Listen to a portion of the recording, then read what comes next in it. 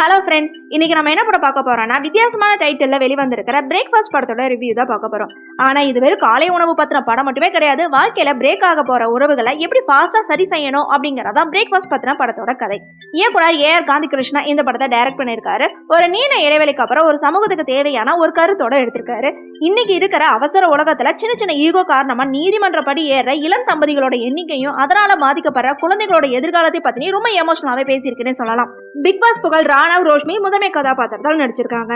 படத்தோட முதல் பாதி அப்படியே 90s ஆரம்ப கால சினிமாவுக்கே கூட்டிட்டு போகுதுன்னு சொல்லலாம். ஒரு ஏழை இளைஞன், ஒரு பணக்கார பெண், இவங்களுக்குள்ள வர காதல் ஒரு பழைய ஃபார்முலா அப்படின்னாலுமே அதை சொன்ன விதம் ஓரளவுக்கு நல்லா இருக்கு. நாயகனா வர ராணவ் நல்லா படிச்சிருக்காரு, ஆனா வேலை இல்லாம கஷ்டப்பட்டு இருக்காரு.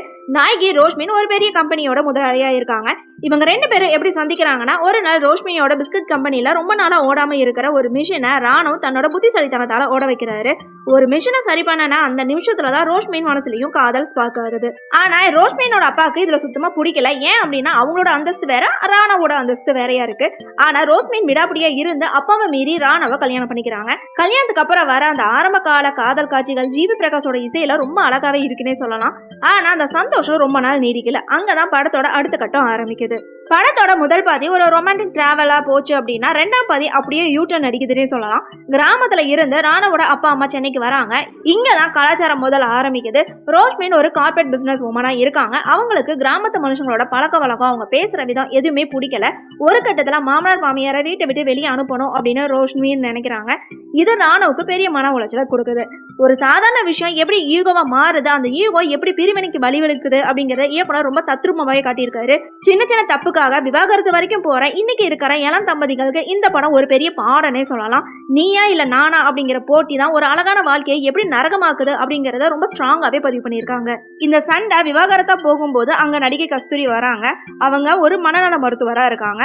விவாகரத்து கேட்டு வர இளம் தம்பதிகளுக்கு அவங்க ஒரு கதை சொல்றாங்க.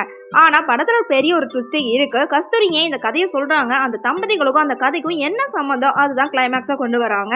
ராணவ் ரோஷ்மியோட அந்த ஈகோ மோதல் எப்படி முடிவுக்கு வந்துச்சு, அவங்க குழந்தைகளுக்காக எடுத்த முடிவு என்ன அப்படிங்கறத எமோஷனலா முடிச்சிருக்காங்க.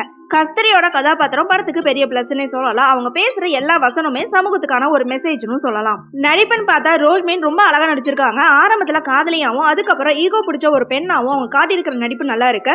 மலையாளத்துல நடிச்ச அனுபவம் அவங்களுக்கு இங்க நல்லாவே கை கொடுத்திருக்குன்னே சொல்லலாம். ஆனா ராணவ் அவரோட பங்களிப்பு கொஞ்சம் சரியா செஞ்சிருக்காரு. ஆனா இன்னும் கொஞ்சம் எமோஷனல் சீன்ல மெனக்கெட்டு இருக்கலாம் அப்படின்னு தோணுச்சு. தொழில்நுட்ப ரீதியா ஜிவி பிரகாஷோட இசை தான் படத்தை தாங்கி பிடிச்சிருக்குன்னே சொல்லலாம். எடிட்டிங், ஒளிப்பதிவு எல்லாமே ஓரளவுக்கு ஓகேவா இருக்கு. ஆக மொத்தத்துல பிரேக்ஃபாஸ்ட் படம் எப்படி இருக்குன்னு கேட்டீங்கன்னா, சின்ன சின்ன விஷயங்களுக்காக பிரிய நினைக்கிற தம்பதிகள் கண்டிப்பா பார்க்க வேண்டிய பாடனே சொல்லலாம். குழந்தைகளுக்கு அப்பா அம்மா ரெண்டு பேருமே வேணுங்கிறத ரொம்ப ஆணித்தரமாவே சொல்லியிருக்காங்க. காதல், குடும்பம், சமூக பொறுப்பு இது மூணு கலந்த ஒரு எமோஷனல் பேக்கேஜா இந்த படம் வெளிவந்திருக்கு. இளம் தம்பதிகள் கண்டிப்பா பார்க்க வேண்டிய படம்னே சொல்லலாங்க. ஓகே ஃப்ரெண்ட்ஸ், நெக்ஸ்ட் வீடியோல பார்க்கலாம். இந்த வீடியோ உங்களுக்கு பிடிச்சிருந்தா லைக், ஷேர், சப்ஸ்கிரைப் பண்ணுங்க. தேங்க்யூ.